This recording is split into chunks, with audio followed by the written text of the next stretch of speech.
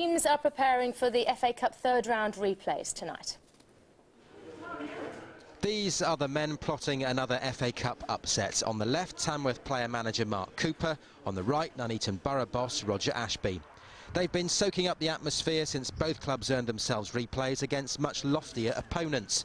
And while the pressure on Stoke City and Middlesbrough has been mounting, the non-league boys are just out to enjoy the ride. Or so they'd have us believe. They are a Premier team, let's be serious, 6 levels higher than what we are.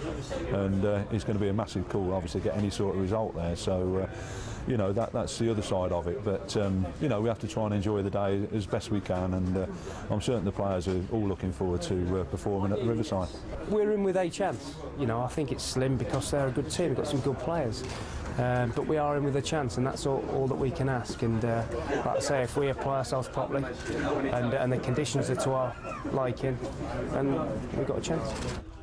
Mark Cooper might just get his way. Conditions like these at the Lamb will suit the conference side much better than they will Stoke City, who continue to slide down the championship table. They won't be used to the pitch, which is likely to be heavy going at best, and they certainly won't be used to the other amenities. The home crowd are going to be pretty close too.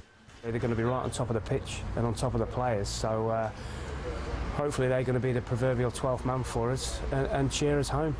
15 miles away in Nuneaton this morning, the Borough boys were preparing to leave for the Riverside to face a Middlesbrough team with a growing injury list, who are coming off the back of a 7-0 thrashing at Arsenal. Listening to both camps, it's not hard to tell who feels more under pressure. We know what they're going to give. We know there's going to be 5,000 supporters. And it doesn't matter 11 versus 11, as it proved in the FA Cup. Anything can happen. If there is a good time to play a Premiership side when you're in the Conference North, yeah, I suppose today is it.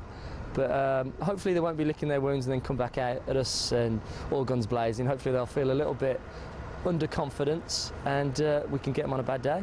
We're not going up there to make the numbers up. We want to go up there and rock the boat, you know, and really rock the boat.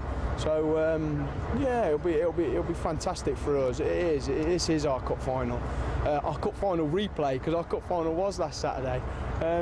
But yeah, no, we know they're in trouble, but we intend to try and take full advantage of that. So, after the Nuneaton boys had checked they'd got a snack for the trip and made sure the gates at Manor Park were locked behind them, they set off on their journey to the Riverside in the prospect of more FA Cup glory. Well, we've switched the lights back on at Tamworth, and I see Matt standing there at pitchside. Let's join him again. Matt. I am indeed. Sorry about that, guys. Obviously some Stoke City gremlins have crept into the system somewhere, but there are other of our teams in replay action tonight that we shouldn't forget about. Birmingham City, they've got a face-saving exercise at St Andrews as they take on League 2 strugglers Torquay. West Brom, they're at Championship High Flyers. Reading and Walsall, they entertain Barnsley as well. But let's get back to tonight's main event, Tamworth versus Stoke City. We can chat now to Russell Moore from Tamworth. Russell, how important is tonight for you guys? It's a massive game for us.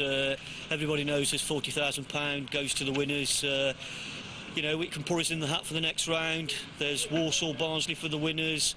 After what we've done in the cup run so far, you know, we would fancy a little upset in the next round if we're fortunate to get through tonight, but we know tonight's going to be very tough. Player manager Mark Cooper was saying yesterday that the pitch could play an important role. Maybe the professional lads of Stoke coming down here not used to perhaps the pitch here. What sort of shapes it in tonight? Yeah, the pitch is not bad, to be fair, and I'm sure that the Stoke manager will have his guys psyched up as much as the Tamworth guys. The thing that may help here is it's a tiny ground, it's compact. You're going to have 3,000 Tammies screaming down their necks, and it's the FA Cup, you know, and anything can happen, can't it? Absolutely, anything can happen. Well, on to some other football news of the day now, and the Aston Villa boss, David O'Leary, well, he's not very happy, to be honest, at comments made by the England manager, Sven-Göran Eriksson. Sven-Göran Eriksson basically said that he quite fancied O'Leary's job. He made the comments in a newspaper article in the News of the World at the weekend. He was talking to their famous fake shake reporter. O'Leary has now made a statement issued through the League Managers Association, in which he says it's unacceptable that the national coach speaks publicly about replacing another manager whilst he's in the post. He goes on, I have given Sven every cooperation whenever he's asked, and even supported the early finish to the season to allow more time for his World Cup preparation. I will continue to give the necessary cooperation, but want recorded my dissatisfaction and disappointment at his comments. Obviously, David O'Leary not particularly happy there, as we can tell from those comments. Elsewhere, it looks like no go for Hugo in his on-off transfer to West Bromwich Albion. Middlesbrough say defender Ekiog cannot go to the Hawthorns on loan. Only a permanent deal is acceptable.